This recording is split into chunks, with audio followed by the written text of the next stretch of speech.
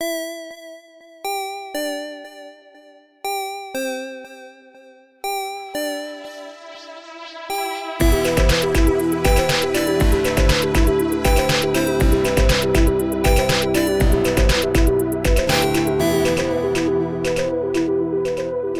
been sitting here in front of these microphones for like 20 minutes just in dead silence. It seems none of us have anything to say to each other, so... Well, I'm upset at Tass. Is it time for the airing of grievances? It is. Go on. Why? Well, first off, look at him.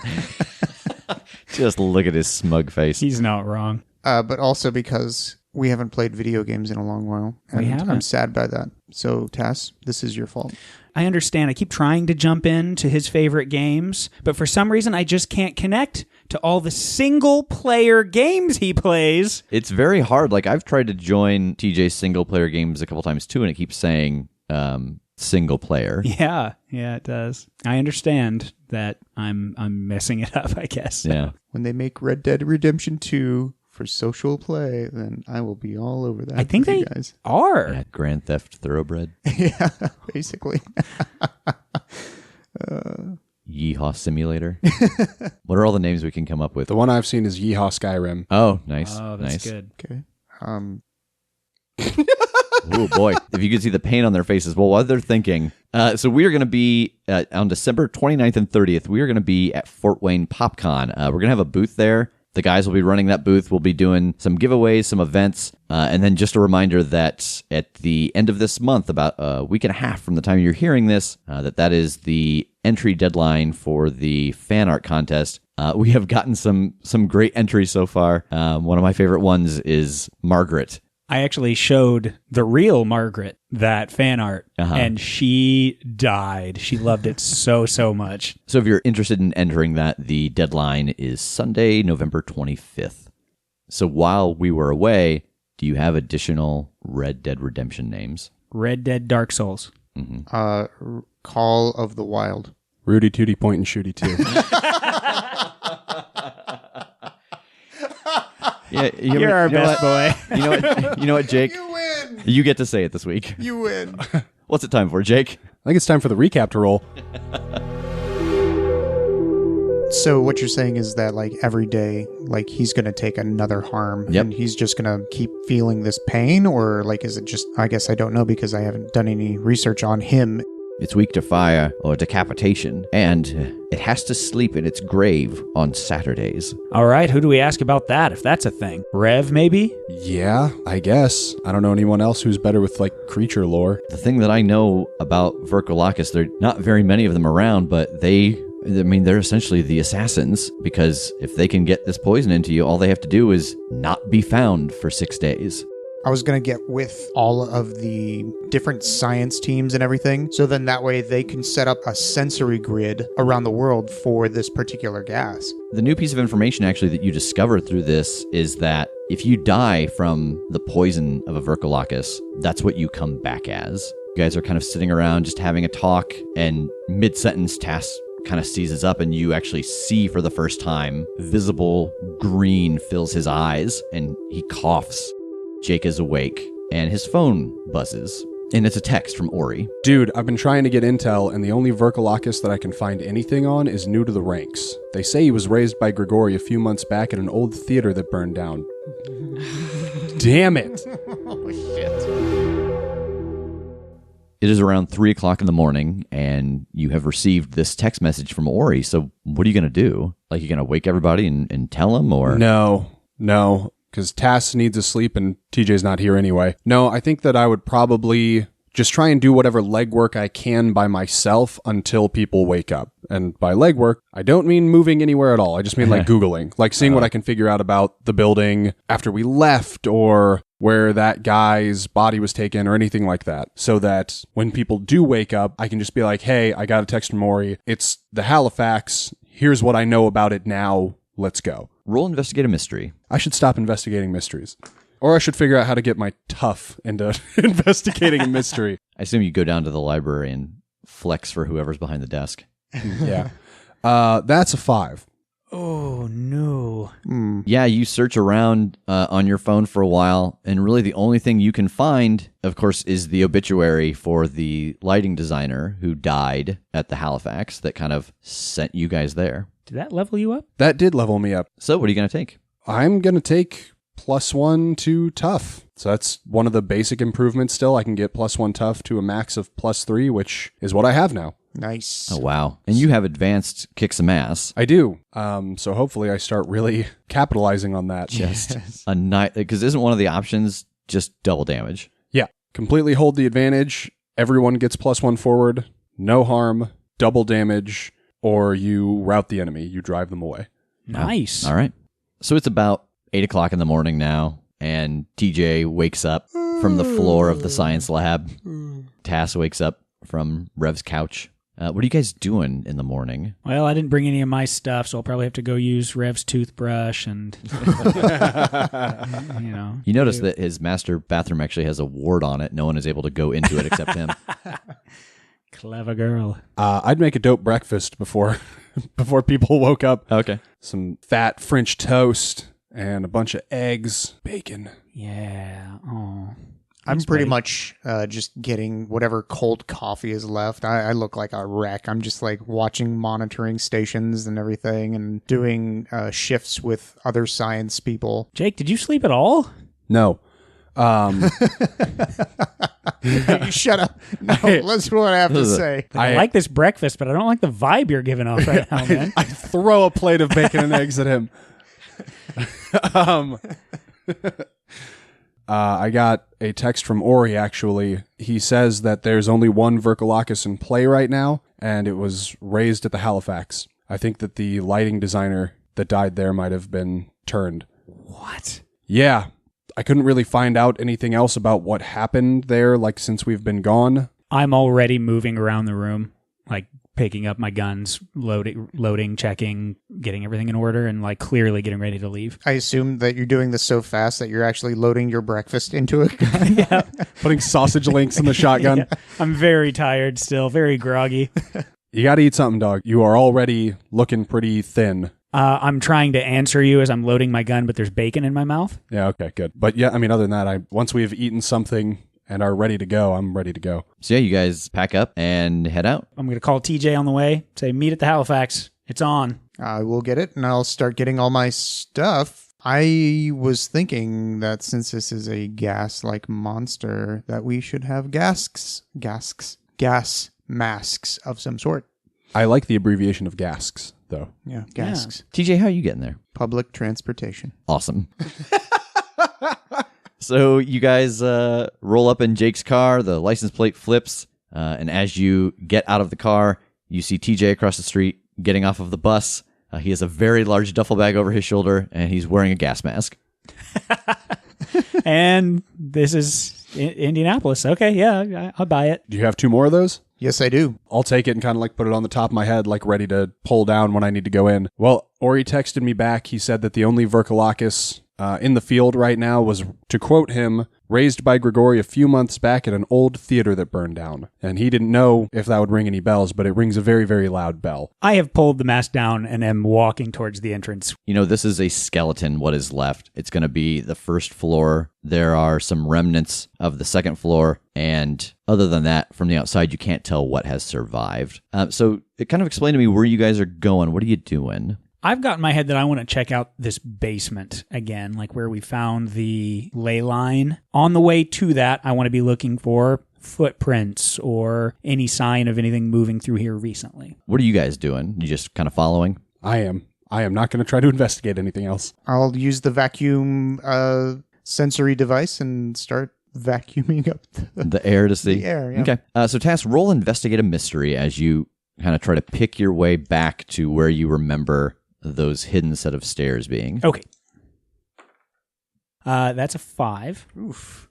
You do notice that there seem to be marks as if someone has been moving through here. It's ash and mud in some areas, but there are definitely clear signs that someone has been through here. And as you get back to where you remember being the stairs that led down, there's a very large concrete slab laying over where you assume the top of those stairs should be. Check this out, and I'll show him the slab. And I'm going to move it. All right, roll no limit. 10. You were able to slide that slab away, and the stairway is revealed. I'm going to aim my little vacuum thing towards the stairway. You do not smell any Hawaiian breeze.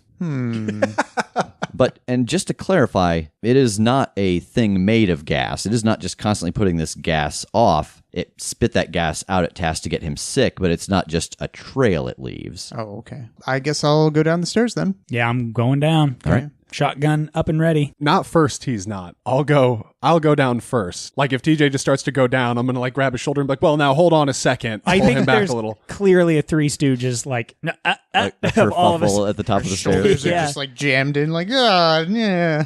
So Jake is going down first, and Tass is right behind him, and TJ is over the shoulder. As you start to descend the stairs, it's dark. You remember when you were down here with Rev before that the only light down here was from the candles. What are you guys using? Phones, flashlights? Flashlights. I think we've wised up at this Yeah. point. So you get your flashlights out as you go down. You get to the bottom of the stairs, and here's essentially the room where you kind of learned about the ley lines. The crack in the floor is still there, but in the far corner of the room, you can see that the stone there is gone in about a 6x4 rectangle, and there is fresh earth piled next to it. Oh, I'm going to go check it out. Right now, it is just an empty grave. Okay. I'm going to test my thing on it. Just... Does it fart in its sleep? You don't get any Hawaiian breeze. Okay. Just in general, you do not get any Hawaiian breeze, None TJ. for you. None for you. Do we know what does happen if they don't sleep in their grave on a Saturday? There's been no real information. It's just that that is their weakness, that they have to. So I guess maybe think of it like a compulsion, that it is against their will. It will happen. They will go there, almost like a werewolf with a full moon. Like it is not an option. So here's the bad news. We have now made it clear that we know where it lives. So if it comes back here at some point, it knows that we know. But I guess the good news is it doesn't have a choice. It's got to come back here. One of us could go grab some food, and I could pull the slab back over the stairs, and we could just chill here until Saturday night, and that thing comes back if we wanted to. Here's what I don't like about this whole thing is that there's just a grave down here in the basement. Like this wasn't here. None of this was going on when we came. So if this is really where he was interred originally, there's something else going on because he died the day before we got here. His body was taken out of the building, and then everything that we did came after. What does that mean? Does that mean that this body got marked by Grigori in the first place to get used? He, stole it, came back here, dug this, and put him there, like as a safe place to hide this, or... Yeah, I mean, I think that we could figure out what happened to that guy after he died. Like, that's got to be not necessarily public record, but not that well kept. So that's what we could do. We could leave here right now, and we could figure out what happened to that guy's remains. And if it's, he was buried in this cemetery somewhere, we can go check that out and see if that grave is disturbed. This might be a trick. This might be somebody misleading us. Or if it's like his remains were never found, or it got to the morgue and then disappeared, then we might know, okay, well, somebody took it after he was dead and brought it back here to raise him here. Yeah, that's a good call. All right, so let's check this out. Let's cover our tracks here to the best of our ability. Okay. I think we'll go up and then try to move the slab back into place. Okay. And Jake, roll it. 10. Yeah, so you were able to get it back in place. Who's going to be in charge of trying to get rid of the proof that you guys were here? I'll do it. Okay. Good man. Roll act under pressure. Oh, I was hoping you'd say that. I thought you might. Wow, what is up with this today? Oh, no. Yeah, okay, that's a 6. That's a hard 6. I want to bottle it up for a +1 to get me into a mix. All right. So you can do this, but one of three things is going to happen. Either you can't quite tell the patterns and the footprints, what are whoever's been moving here before you and what is one of yours, and so you're only positive you'll hide the movement of two people. Or you can do it, but it's going to be so precariously balanced in some areas that you're not sure you would be able to rig it that way again. Or you're going to attract some attention while you do it from the city at 10 o'clock in the morning. I kind of like the second one, but that messes us up if we want to set up a trap later. So I think I'm going to go with the first one and hope that they just don't notice a single set. Maybe they'll think it's part of what they had done. I think that's the way to go. So where are you guys heading? What are you doing? I mean, we can go back to IPT if we want to actually like sit down, and plus we can talk to Margaret. It was one of our dudes. Yeah, all right, let's start there. Yes, you guys head on back to IPT, and Margaret sees you coming in. Found anything helpful so far? Yeah, I mean, Jake really came through for us. He got a hold of a contact and led us back to the Halifax. There's a grave there. Oh. We think there's a chance, at least, that it was the designer that died in the theater. Thomas Curry. Yeah, I mean, there are clear signs that something was going on there. We're hoping to do a little research and make sure. Well, yeah, just to make sure, I guess. Because in theory, if it's where they were first interred, we need to make sure that that body never made it to an actual graveyard. And if it did, I mean, I don't know. It could be a trap. It could be a coincidence. It could be a lot of things. But I need to be sure because we only have one shot at setting up this trap for Saturday. Do you have any idea of mortuaries that were used or anything? I would just look in the newspaper, usually with someone's obituary. It says where the service will be. And no, that's fair. All right.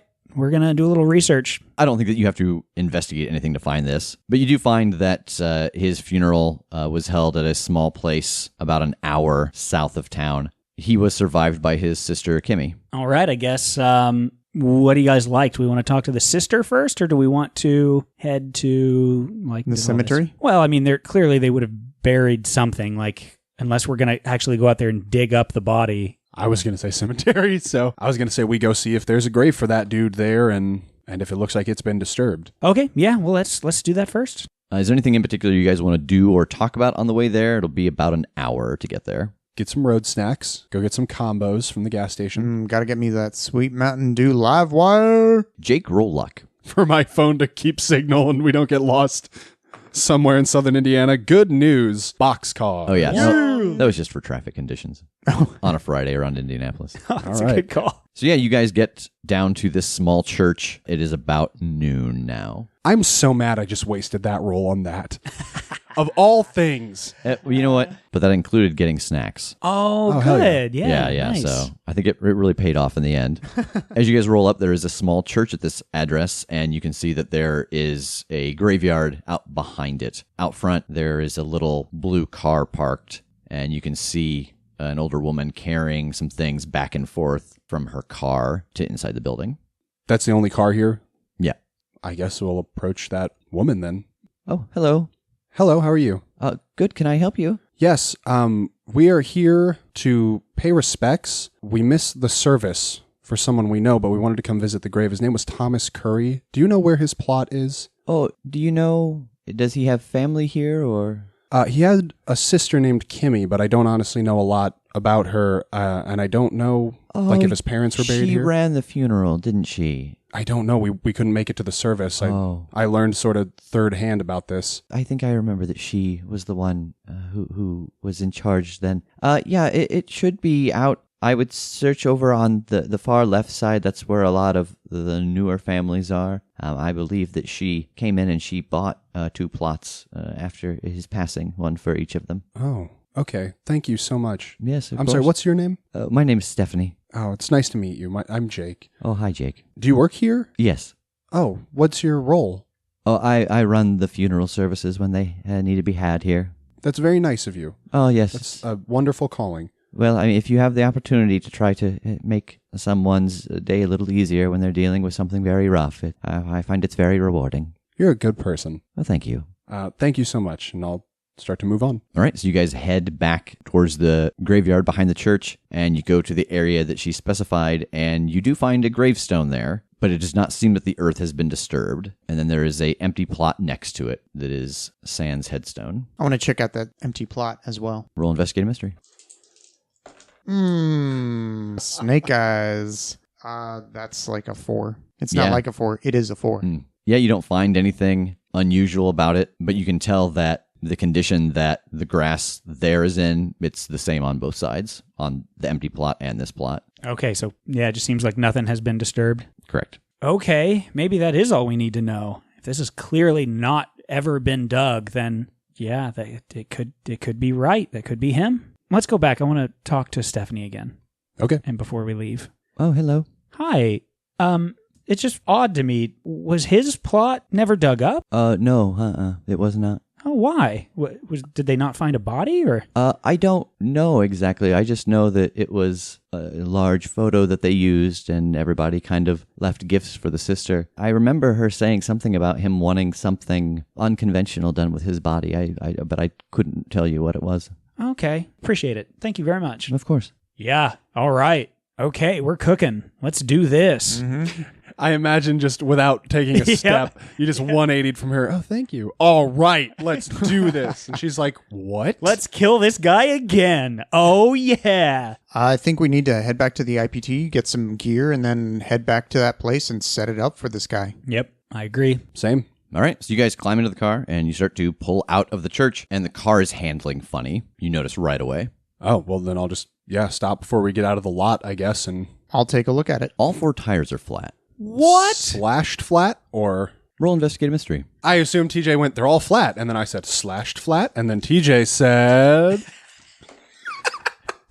That would be a 10. All right, you get a hold 2. What's being concealed here? You can very clearly see that all 4 tires have been slashed. It is not punctures from nails or something. Is it multiple slash on each tire, or like one slash, or There are 2 on each tire. 2, like in a pattern that they're like next to each other, or No, one at the top on the actual tread, and then one at the bottom on the side. Okay, so like probably with like some kind of sharp instrument. So I'm looking for like claw marks and stuff like that. No, it's being very- a monster hunter and everything. Yeah, so. you'd think it was probably a knife or at least some kind of a blade. Okay, it looks like these have been cut by a blade, guys. Like somebody purposely did this. And I'm looking over by the church and thinking of Stephanie for some reason. I'm tromping back to the building to look for her, yeah. Okay. Yeah, she's carrying a plate of cookies inside. Hi, this is a weird question. Do you guys by chance have, like, security cameras around here? Oh, no. Oh, good. Yeah, somebody slashed our tires.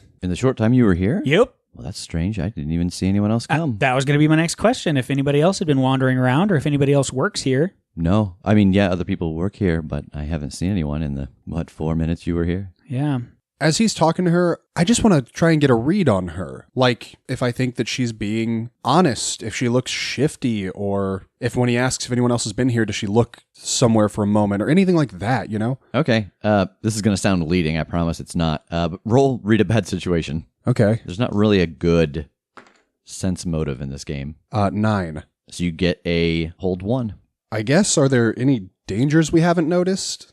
So as you start to look around, you glance back at your car, and the sunlight hits the front of the car, and you notice that there is a grease smudge right at the lip of the hood. You walk over to look at it, and you open up the hood, and you can't quite tell what. Something's been done to the engine, and it seems like it's on a delay, like that it wasn't supposed to happen right away when the car started, but maybe shortly after. TJ, it looks like somebody dicked with the engine. What happened here with my second hold? Yeah, someone has messed around with the inside of the engine, and almost looks like they've put a new component in that you haven't seen before, and that if the car runs for a certain amount of time, it would start to spray some other chemical into the combustion chamber and cause it to explode. Okay, well, I'm going to definitely use engineering to, one, get that out of there and to fix the engine as best I can. Okay, roll it. That's a 9. On a 7 to 9, you need more time to study it. Choose to fix or break it now with unknown side effects, or take more time. I think I'll take more time. Yeah, so you can get this piece out, but auto mechanics is not your thing. Right. It's going to take a couple of hours to get this piece out safely without possibly blowing it up. How could this have possibly happened in the several minutes we've been here?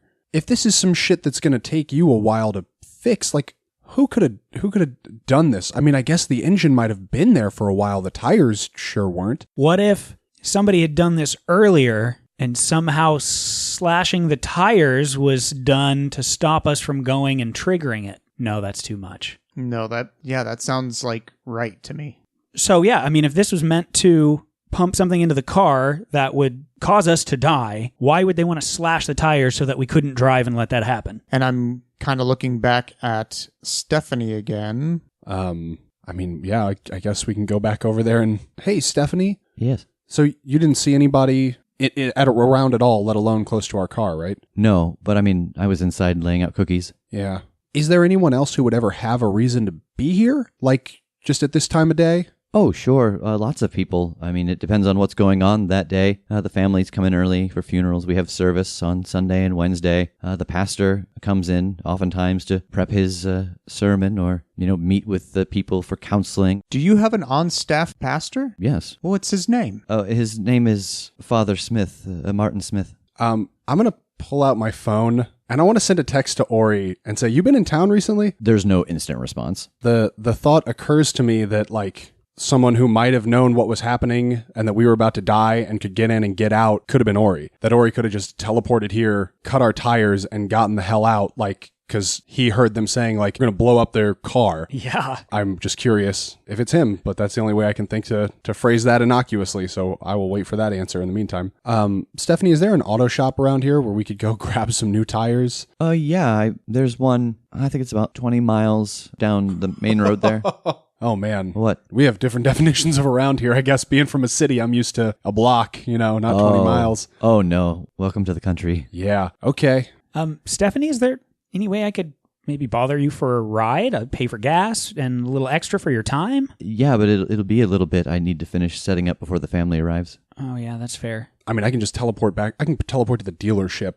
I've been to car places before. I can just go pick up some new wheels as a whole and come back here and we can fix the tires, and I can do that in the time it takes TJ to fix the engine, and we can be on our way back home. That's fine. Yeah, I mean, we got to get going. Be careful. Let me know if something bad happens. Clearly somebody's got our number here. Yeah, no kidding. So yeah, that's pretty much what I would be doing, is just sort of keeping watch over TJ as he works, and yeah. Okay. So Jake gets back with the tires. TJ is working on the engine. Changing the tires out is going to take maybe 25 minutes to do all of them, but you will need to wait until TJ is done. He is working with something that is kind of explosive.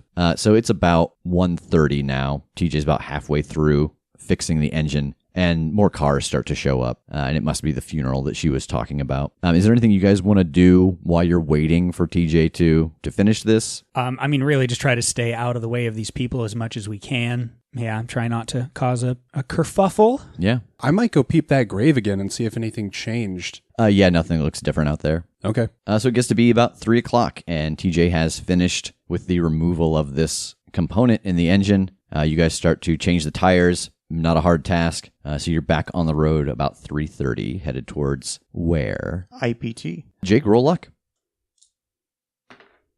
10. You guys get back to IPT about 4:45. So you guys have come back here to get gear. What are you going to get? Boy, we are pretty low on resources. Yeah. How many gear points do you guys have? I have none gear points. Okay. I have 3 gear points. Okay, I have 2.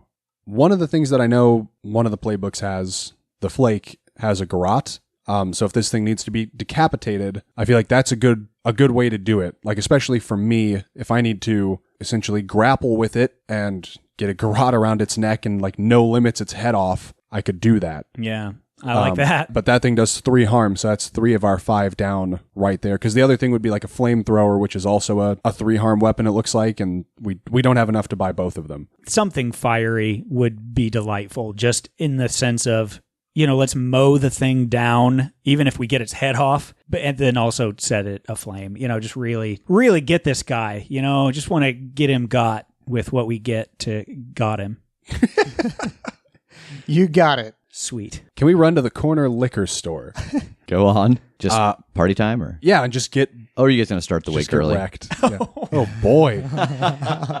I want in on this. Some of us are. No, I want to go buy a couple of bottles of just like the nastiest, proof stuff. highest proof shit I can find that'll burn, and have it ready to be Molotov cocktails. Essentially. Yeah. So I think that you could probably get 2 out of a bottle, and so mundane items are a point apiece. So okay, so we could spend our last 2 and get 4 Molotov cocktails out of it. Yeah, and those will do, we'll say they'll do 1 damage, but they'll have essentially the status effect of on fire, which is, the other weakness. Okay, yeah. Nothing's going to go wrong with this at all. No. So that's all of our points gone. A garrote and 4 Molotov cocktails. Not an insignificant number of Molotov cocktails. It is not. It's way more than, I personally don't have any. I don't know about you guys. Ha ha ha ha ha. Definitely none. No one has one, but many people have potential for one. So is there anything else you guys are going to do before you head back? I don't think we need anything else. I don't think we need a trap even. Because this thing isn't going in through the door. It can get in the same way I can get in. So yeah, it does turn into smoke. That's fair. Yeah. But we know we can't just go down there and survive. And even if we went down there and shut ourselves in, there's no way to hide the fact that we went down there. It's going to notice that. I think that we should just post up somewhere close, somewhere that we can observe, park the car somewhere that we can see the theater fairly well. And every hour or 2 or 3 or something, I will just teleport into that room, Molotov cocktail in hand, ready to light. And if it's not there, I come back and we know it's not there yet. And if it's there and it is already asleep, I just get out and then we go bum rush it. And if it's there and it's not yet asleep, I throw a Molotov cocktail at it and I get out and then we go bum rush it. Actually, you know what? I guess I don't have to pop back out. We've got mics. I will eat a hit for a moment to try and get the slab out of the way and then radio so that he doesn't just disappear when I disappear. Yeah, I like that. Good call. Yeah. And in between, I'm going to nap because I didn't sleep the night before. That is accurate. I'm going to take several naps. Okay.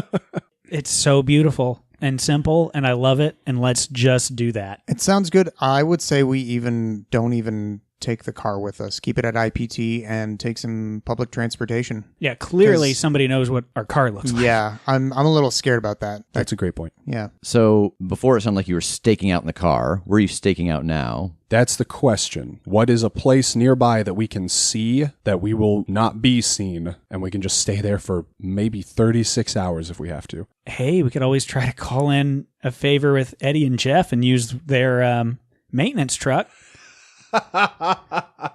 I'd throw them some cash for that, just the use of it for a day. Let's do that. Yeah, we can try that. I can ask them. Yeah, it's, it'd be a kind of mundane work vehicle. I'm going to text Eddie and or Jeff and see if I can borrow their van for a day. I'll let them borrow my car instead if they want it. He calls you. How big is your trunk? Why? We work Saturdays, man. So we got it. We could switch you, I guess, as long as you're not doing something shady, but we got to get all of our stuff into your car. You've ridden in the van. Do you think all our stuff could fit in your car? I actually think it could. Yeah, with just the two of you, it's got a big trunk and a lot of compartments in it. Okay. When? Now. Yeah. Can you give us about an hour? Unless you can meet us. Yeah, we'll meet you. We'll trade you cars. Okay. So you guys go and you meet Eddie and Jeff. You make the trade-off of the vehicles. And they actually take one of their decals off the side. It's magnetic, and they put it on the side of your car. And yeah, everything fits. They get all of their various cleaning gear inside. And they've got a plunger that comes out of where Tass's shotgun usually drops out of.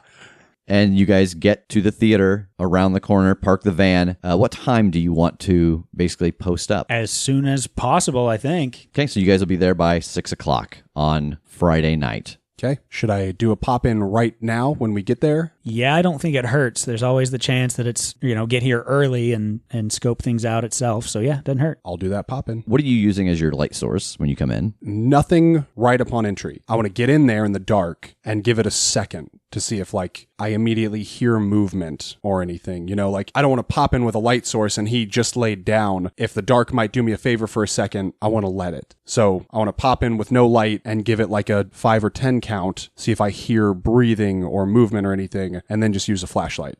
That's horrifying. The thought of doing that to yourself every 2 hours. I'm just going to teleport into darkness and listen for a monster breathing, and then I might turn the light on.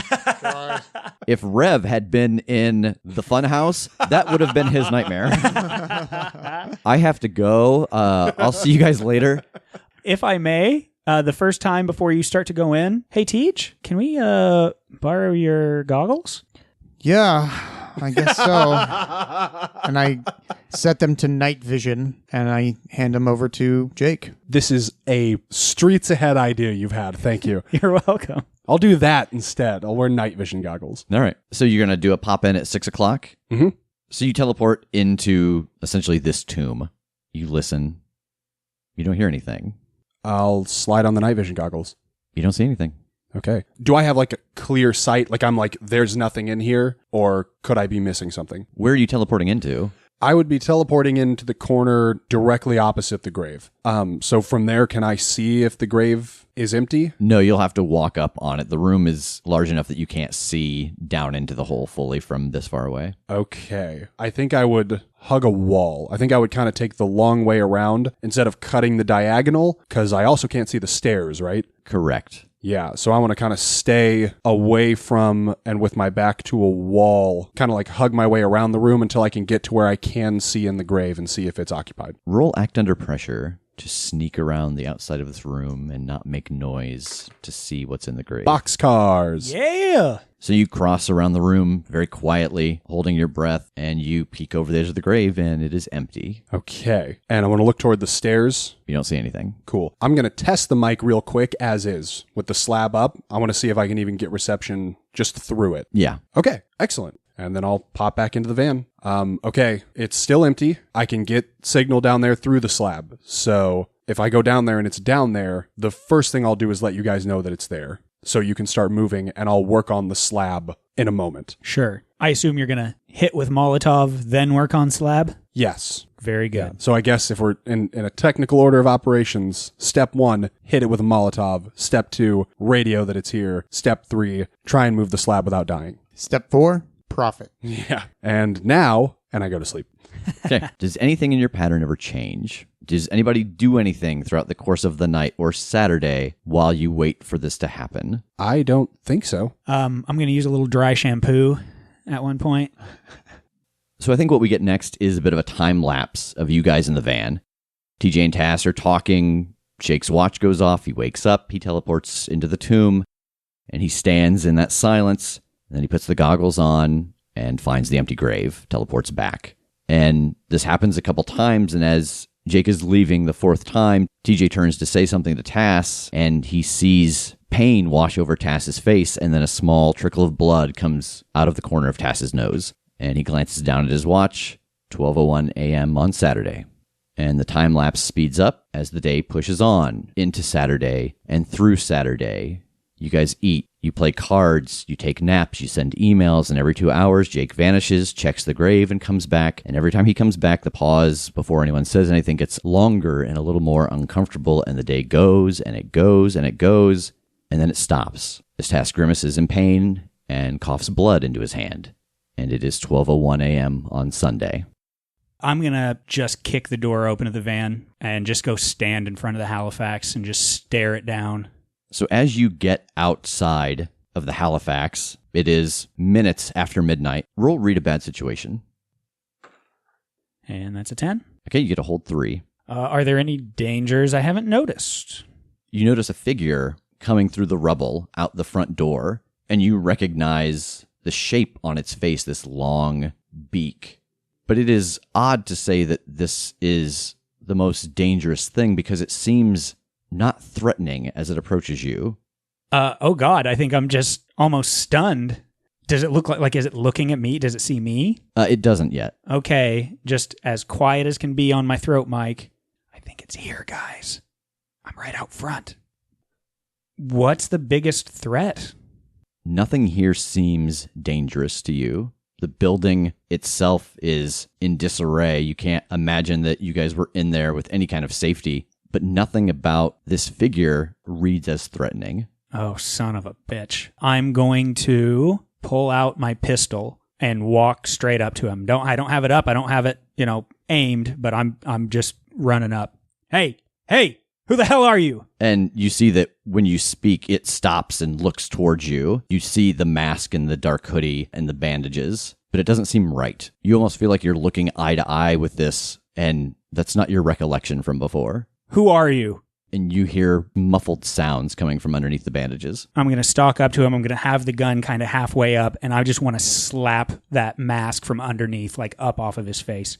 You see the wide, terrified eyes of the housekeeper of the Halifax. She has been weeping. Oh, shit. I'm going to holster the gun and just start getting everything off of her. I can't. Oh, God. What time is it over? What time is it? Just calm down. Who did this? I don't know. Someone came into my house and they threatened me. They said that they would kill me, and he said that I had to come here, and he made me wear this, and I had to walk in and out of this theater every 2 hours, just back and forth. And I walked. There was this spot. He told me I had to go there, and I walked in, and I would turn around, and I would walk into it, and then back, and then I would have to come back. And he said that if I did it until midnight on Saturday, he would leave me alone. Son of a bitch. Are you hurt?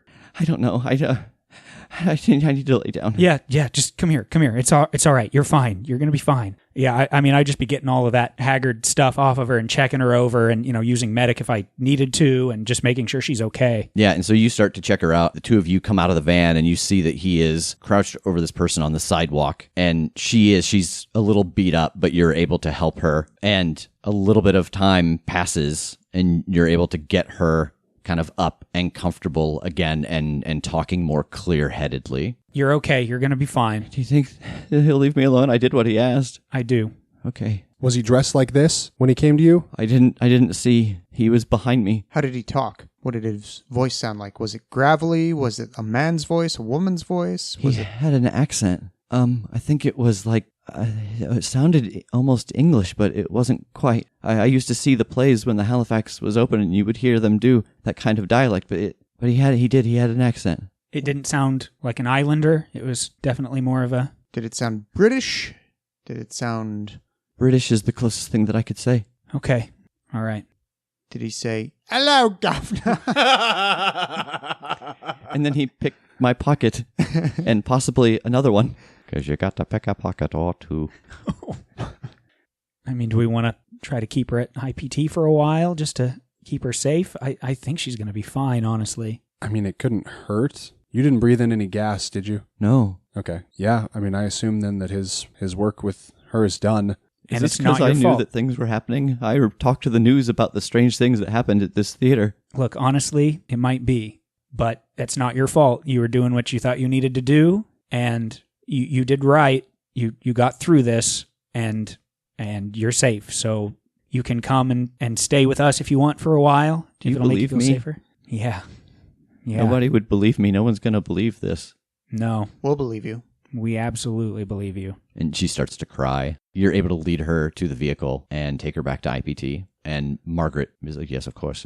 Come this way. Come this way. Let's have some tea." And she actually takes her into her office and closes the door and starts talking with her and making a drink for her, and is going to spend some time with her. She's used to dealing with people dealing with the shock of encountering stuff like this for the first time. Guys, I'm going to die. You're not going to die. We're going to figure this out.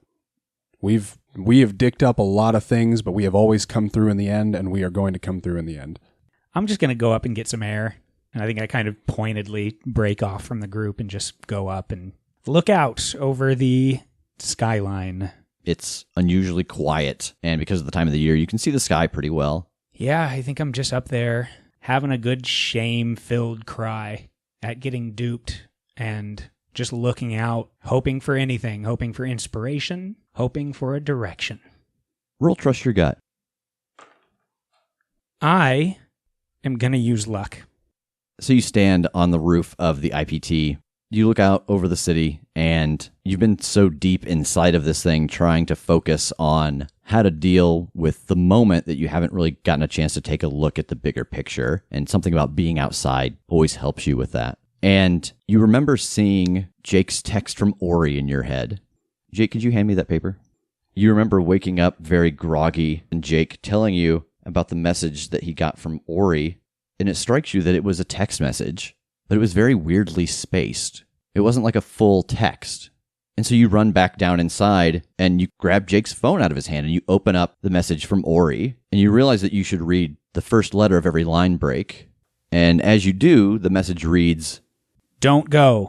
Death awaits." Oh, No. Shit. And as you look at the other two, just aghast at having not seen that before, into your focus, over their shoulder, is the obituary of Alexander White, the doctor from the Eye of Horus. Son of a bitch. Oh, shit. damn. I'm going to have to kill Dr. White again. I beg your unbelievable pardon? I think his name is Dr. Light. There's Dr. Wiley and then Dr. Light. TJ, Oh, timing, buddy. I need you to understand that if in 2 days I die, I hated you the most.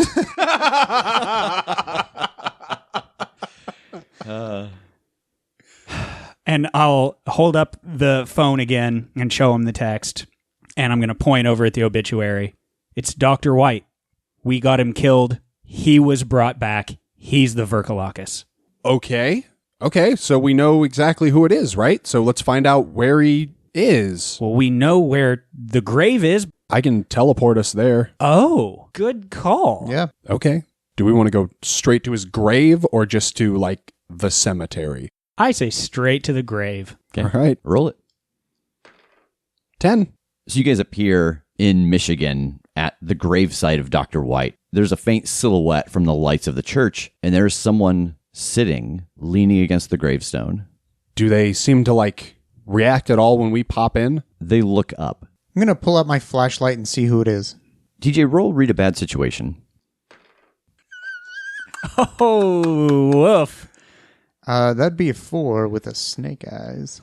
Yeah, you pull out your flashlight and you shine it at the figure sitting there, and they don't even move to block it from their eyes. But you see the blue eyes of Alexander White looking back at you. The mask is resting on his knee. I spent so many years studying all these supernatural things. The thing that they don't tell you about compulsion, the thing that you can never understand is that, have you ever seen Being John Malkovich? It's like that. It's like I am sitting in the back and I'm watching myself do this thing. And then when it's done, I'm in control again.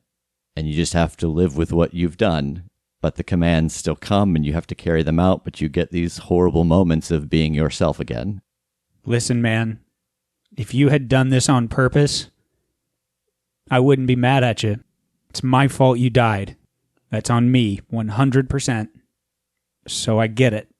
And I don't blame you. You didn't do anything wrong. And I'm sorry. I'm so sorry. God. Oh, goddamn, I'm sorry. I don't blame you. You don't join a monster hunting organization without knowing the risks. I just don't think I realized how strangely the whole thing could go. Yeah, no shit, right? I don't know what we do now. I did not expect you to be amicable. It changes. I've got commands I've been given, and when moments happen, I am in the back seat again. And then I am myself when it's done, or as I'm waiting for the next thing to trigger. Is one of the things that will trigger you someone trying to kill you? And I want to pay attention to how he reacts to that. What his physical response is to just bringing up, I'm going to try to kill you. All right. Roll read a bad situation. That's a 5. Oh, good. Oof. That's the weird thing, though. He didn't want you to die from what I did to you. He doesn't want you coming back as whatever it is he's made me. But he did want you to die. And you see him move his hand inside of his pocket. There's a tiny beep. And a violent explosion.